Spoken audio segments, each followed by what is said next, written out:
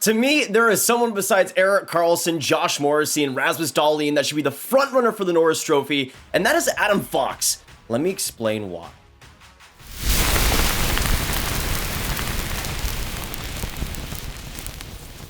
Now, this year's Norris Trophy race is actually incredible, featuring so many top-end guys playing at their best, and you wouldn't be wrong for picking an Erik Karlsson, a Dahlin, a Morrissey, even players like Cale Makar and Hampus Lindholm for the Norris Trophy. But to me, Adam Fox, if the season stopped today, should take it home, and I'm going to be explaining why, so make sure you watch till the end for all of the talking points, and hit that subscribe button to the Sportsnet YouTube channel for the best sports coverage around. Now, let's take a look at how that Norris Trophy race is really standing right now. As you can see, the NHL.com Norris poll, Erik Karlsson led NHL.com voters with 54 points. Then you got Morrissey with 46, Makar with 36, Dahlin with 35, and then for the other honorable mentions, you have Adam Fox with 18 points. And to me, this is just straight disrespect. Now, with the NHL, they only have the Norris Trophy, which is the Best Defenseman Award, and I've always held the opinion that the Best Defenseman Award should go to the D-man who has the best of both worlds on offense and defense. And to me, that's what Adam Fox has brought best this season,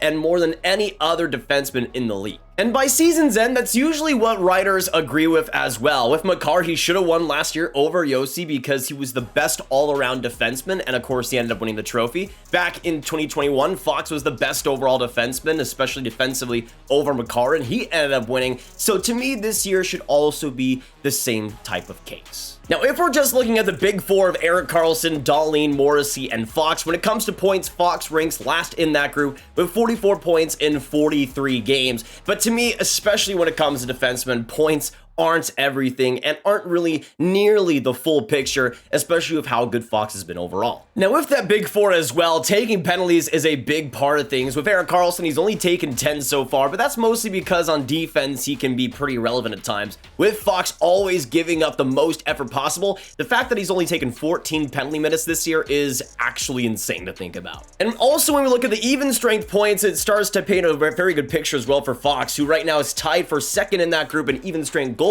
with Dahlin's 8 as well. And when we look at even strength points, Fox is right behind Morrissey with 29, but he's been astounding on both ends of the ice, and even on the even strength play has been absolutely amazing too, and is third in all NHL defensemen. And also, if we're looking at game-winning goals, Adam Fox is tied for first in the NHL with 4 game-winning goals as a defenseman, truly being the Rangers' most valuable player right now. But especially when they win, Fox always finds a way to get on the score sheet and come up in the big moments, and especially in that game versus Dallas, they come back big in that game, being down 1-0 with a second left, and Fox with an amazing play in overtime to give the win to the Rangers and put them in a much better position in the playoff picture and a much better position in this season. Fox just overall this season has constantly been valuable for the Rangers and constantly has been their best player. But to me, what really separates Fox in this Norris conversation is just the defensive part of the game. I mean, Erik Karlsson has been putting up legendary numbers for offense, but if we're looking at an overall two-way defenseman,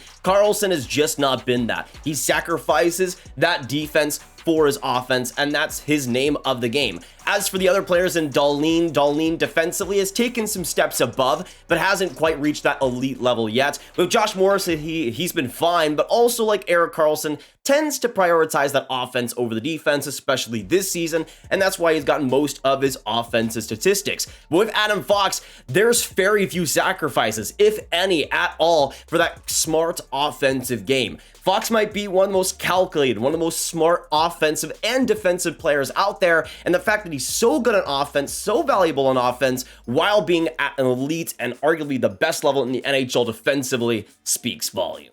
Now let's take a look at some more offensive statistics here and look at the expected goals for per 60, looking at how many chances these players are generating. And this is not even just 5-on-5. This is all strengths. So for players like Dahlin and Morrissey that are outproducing him on the power play, this is how many chances they're generating overall. Adam Fox in the league among defensemen that have played more than 500 minutes is ranked third in the entire National Hockey League. And for the other players of that top 4, you got Dahlin at 9th. You got Erik Karlsson at 10th, and you got Josh Morrissey at 14th. So even though the points might be there for some other players, overall, Adam Fox is generating more offense than all of them and is really, again, driving the bus for the Rangers. Now, also, if you look at the defensive side of the game where these players are limiting the chances on the ice, let's look at 5-on-5 because I think that's the best representation of just pure defense, especially when it matters. And when it comes to the actual defenseman playing over 500 minutes, Adam Fox is 11th best in the NHL.